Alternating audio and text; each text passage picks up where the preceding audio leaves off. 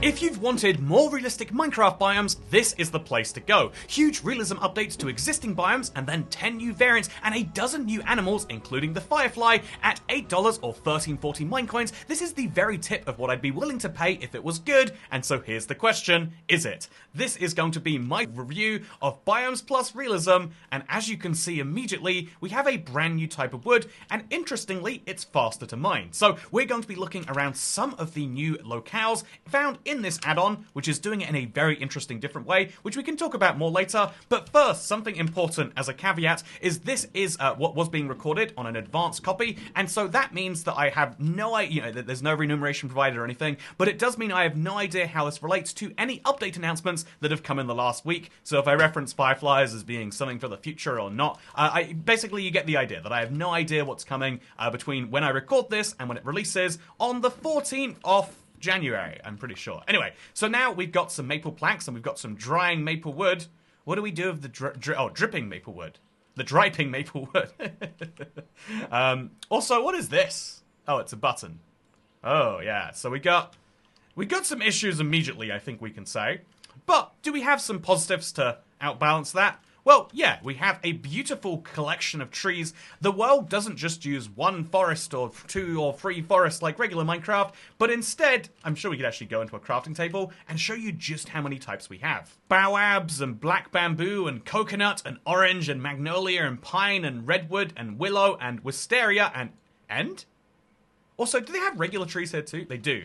So is that on top of all of the existing blocks? I think it is. There are 10 brand new types of wood, and so for the type of player who thinks, you know what, the thing Minecraft needs most for an update to be good is a new type of wood, this by itself provides an immense amount of value before even talking about things like the lens flare, which by the way are all modifiable in the VFX settings. So I am not a big fan of having one of these setting wheels in survival, but everything is turned on by default, so if you don't want to turn anything off specifically, you can just drop this on the ground. There is also a book, which is probably a bit more useful. Okay, this should be a good angle. I'm going to put it in third person. Wait, is the book double-sided? It is! Whoa! Explore vibrant new forests with our add-on in your world. Transform your world with lush greenery and breathtaking foliage. Mine and craft with new ores, armors, and tools. Immerse yourselves in stunning VFX and fresh sounds. So as you can see, there is a lot of ambience that has been added already, but it's not just ambience, it's all of these types of trees. Wow, it's even more than I thought, as well as all of these new ores. Wow, platinum and emerald and... oh, being able to make stuff out of amethyst is really cool as an idea. I wonder how that's going to go. You've also got things like the Hell Torch. I'm guessing that can go in your offhand, which is cool. And animals. Tip, hold a flower near a ladybug or a butterfly. Okay, you know, I'm down with that. Here's a flower. Where's a butterfly? Oh, not here. Let's go look for a butterfly. Right after we mentioned that, yeah, there's also new VFX and sounds and dynamic light. And then an ad for another add-on. Personally, I think that's in poor taste. Like, $8 is a lot of money to get someone to spend and then to immediately be like, but have you considered buying another one to go with that add-on? But, you know, it's at the end of the book, I guess. It's kind of like the blurb, you could say. Maybe you couldn't, though. Speaking of things you couldn't say, you definitely couldn't say that this add-on is lacking in how much it changes the world. There are existing biomes here, as you can see from this forest, but they're surrounded on all sides by brand new ones, and seemingly the new biomes are much bigger, and have all sorts of weird decorations on the ground, like this fallen maple log. Oh. That didn't work how I wanted. Anyway, you've got lots and lots of decorations on the ground, which I know some people go crazy for. This is what you want in your Minecraft world. You want clutter on the ground every, 20 seconds. And if so, this is working real great for you. I think it's interesting that as well as having the new biomes with their new things, we've got stuff like falling leaves. Oh yeah, that's cool, isn't it? And then on top of that, we've got stuff like vines and mushrooms, all sorts of things the community has been hoping for and has, been looking at from stuff like Wild Update teasers. And I think that for some large number of people, this will make your Minecraft experience much nicer. For me, though, my goal is to get to the Nether because I want to see what this world has to offer. And so we're going to do that by climbing to the top of a tree because that's how we're going to get the best viewpoint. These trees are much bigger than anything else around them. But, yeah, it's going to be worth the journey, I think, because we'll get some maple saplings. That's very interesting. And at the top of the tree, we'll see... oh, my God. It's one of these add-ons. I wish I'd turned that off. If only there was some way, some setting I could toggle. Okay, I'm going to do the thing. It said I should hold a flower in front of a butterfly. Let's see what happens. Wait, is a lupine a flower? You know, it might be pushing the definition. Let's go with one of these things. Wait, what? Oh, they're petals. Okay, is this a flower? That's probably a sapling, right? A yellow bush. No, what is a flower when you really get down to it? These are definitely flowers. No way they're not. So the daisy, yeah, there's no way a daisy's not a flower. I'm going to put the daisy in front of the butterfly and see what that does for me. Oh, not very much, it looks like. Here, buddy. Oh, look at that. Birds. Anyway, this butterfly is one of the new mobs. But he doesn't... Oh, there we go. I did something. I fed him. What did that achieve? Is he going to become a caterpillar now? You know, can you kill... Oh, you can. Oh, yeah. I'll teach you to do nothing with my flowers. Okay, there we go. So we got bone meal from that, which actually is a cool little thing. I love... I've been saying this forever, but having just, you know, needless ambience in your world is nothing. It all has to mean something. So there can't just be random white things on the ground. It has to be turnable into something else. So this should... Was that a lily of the valley? Is that a wild wet rose? This should be doable with something. It should be turned into dye, or it should be crafted into one of these weird buttons. For some reason, they're all a little bit weird. But instead, it just exists. Which is something that is, again, in my personal standard, a little bit, like, not that useful, but something to keep in mind. If you disagree with me and you think that things can just exist in the world, then this is great, because I just picked up some branches, and they just exist to go on the ground. The same is true for these fallen logs, I imagine. Although, actually, maybe we can craft this into... No, it's just... It exists to go over there, like this. Beautifully, you might argue, but questionably, I would argue. Oh, a crab! Okay, that's cool. I'm gonna punch the crab. What are you going to do about it? Oh, he's going to fight me. Okay, that's cool. That is what I want. I want a crab that fights me, but also it's a bit terrifying. Anyway, so the crabs do add some really cool vibes to the beaches. But do they have reaching crab claws? You know, with their reaching crab claws, make the mangrove swamp more cool. How could we forget him? Because his reaching crab claw makes the mangrove swamp less poor. Oh, they do have crab claw. Oh, no, it's a crab meat. Well, I guess I need to eat that anyway, right? I've just found some ginkgo wood, and now I can craft a ginkgo boat. Oh. This is not a normal boat. Is it? Wait, what? No, don't attack me, baby zombie. Okay, that can be your boat now. Yeah, this boat does... Oh, this is a very, very odd boat. Why can the boat follow me? Okay, so it started raining, and that is usually a very bad piece of news. No one likes all the rain, but what's cool is... Oh, look, there's a squirrel here. But what's really cool about this rain is it comes with a bunch of extra ambience, and honestly, you can see this is one of those examples of it is a very cool moment. Minecraft feels a little bit extra alive in a way that I think people will appreciate if they come for a pack like this. Okay, this village is going to be a godsend because it's going to give me some food, which... I don't want to, you know, be dramatic, but I think I need right now. And more importantly, it's going to give me some iron that I can use for a bucket, and so I can live out my nether dreams. If I just make sure that you die. Oh, capybaras! Oh, look how cute they are! I can't believe I found them. This is great, because, you know, I was going to have to eat bread for food, but now that can change. Okay, just stay right there, capybaras. I'm going up the tech tree for you. Okay, there we go. Let's do this. Oh, yeah, that was some leather. Not very useful, though. Please tell me there's capybara meat. No, it's just capybara leather. Oh, I had my whole life staked on this. Okay, next time I'll light them on fire anyway, just to make sure the food comes out cooked. Or we could go looking for some other food in the wild. I'm going to light this butterfly on fire, and I'm going to see if I get some cooked butterfly. Nope, just bone meal. I like that personally. I think it's a nice touch. Okay, there's gotta be squirrel meat, right? That's like a bare minimum meat choice. Oh, there is! Or is that an acorn? Damn it! No squirrel meat for me. You know what? Maybe we'll just stick to the traditional foods. Yep, I think that'll do for now. And let's use those traditional foods to take us to the nether. We have done it! We've officially made it to the nether. And as you can see, I think it's just the same biome, but with all of this extra dust in it.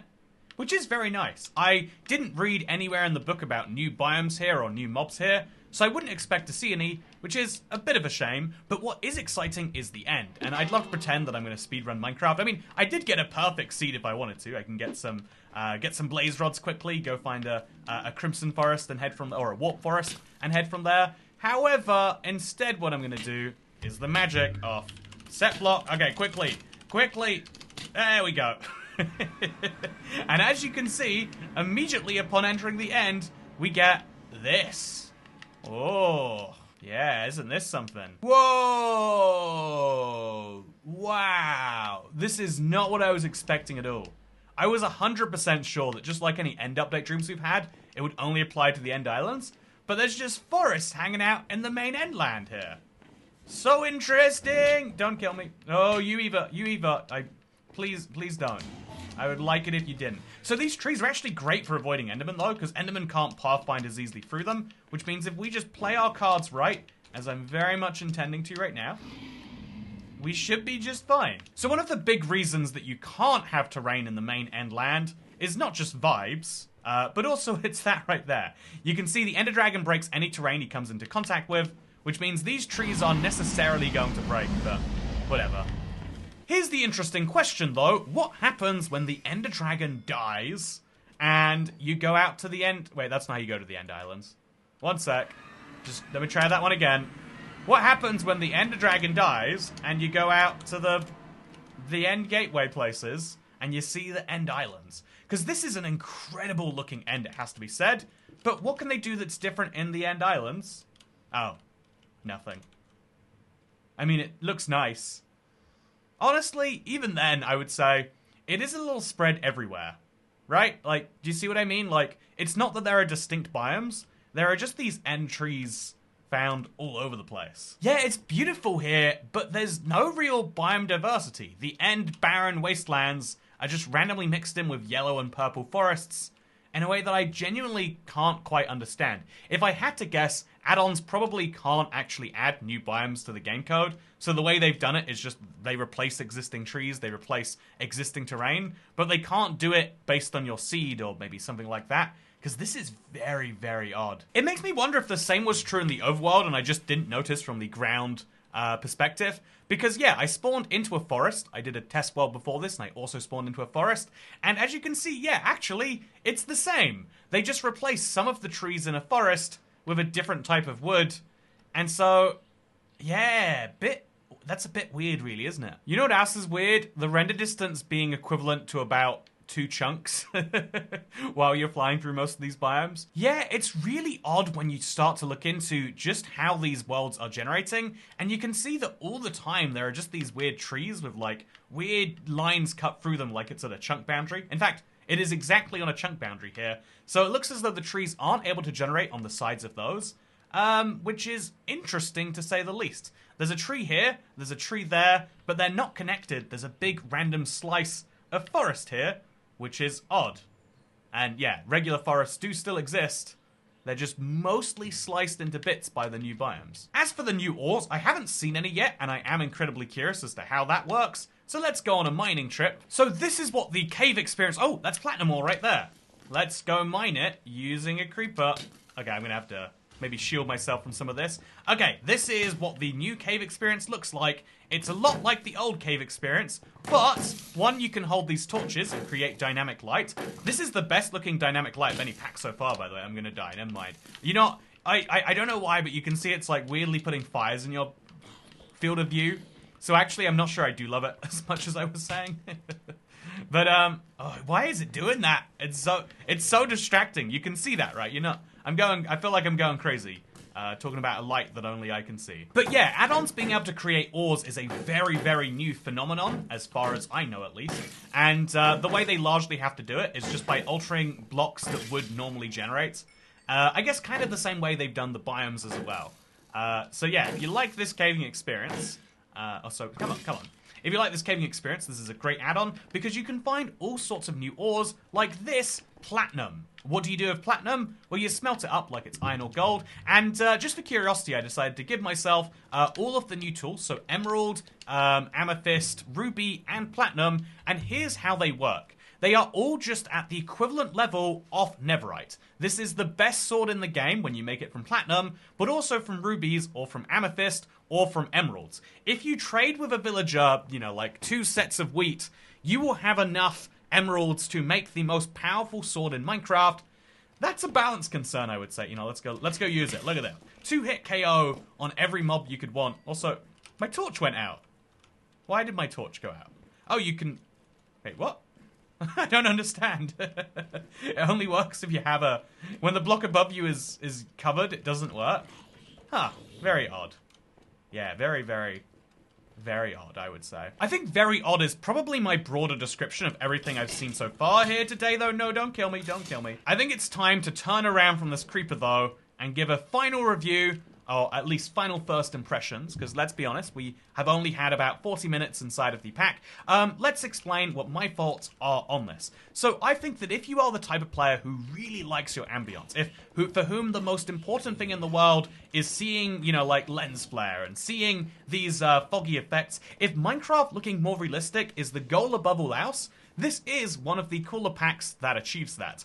However, I would say that you do achieve that at some gameplay downside. I'm not that big of a fan of things that, like, unbalance the game. But also, there are all sorts of just weird issues that might be ironed out in future updates, but do currently exist, and so are there to be aware of. Trees don't quite properly generate. There's a few typos. There's even blocks that just you can't place on the ground because they haven't been correctly coded in. There are lots of minor issues, and so you do need to keep in mind that, yeah, you are paying $8, which in my mind is very, very high for a marketplace pack, and you're getting an experience that is slightly suboptimal. And that is why, if you like ambience, this might be one of the best options for you. But if you're not, you know, to you, the idea of realism, the idea of having a beautiful world is kind of nice, but not necessarily top of your priority list. I would say that just like lots of add-on types right now, the add-on world is very, very new to Bedrock, and the technology behind it is improving every single update, but it means that also the quality of add-ons in a year will blow this out of the water. If you're buying this expecting to have an experience that lasts for many, many years on your world, you're probably going to be disappointed, unless, you know, again, there's a long series of updates, which would require a long amount of success. However, if instead... Oh, look at that. Why does this happen? However, if instead you just want to kind of goof around in a realistic world, and paying $8 for an hour of entertainment, or even, you know, like several hours of entertainment, if you are that sort of player, if that feels like a great deal to you, then this is the add-on for you. But otherwise, I just want to say that, yeah, this was a very, very odd time. And I hope that this is not a sign of... I hope that if anything has come from this to the main game, that it doesn't look this janky inside of it. But again, this is past Toycat speculating on the future, which, by the way, I hope you're having a good time in that future. I am hopefully doing so myself, and hopefully we can all have a good time together. Thank you very much for watching this video. I hope you all enjoyed it, and I'll see you next time. Goodbye.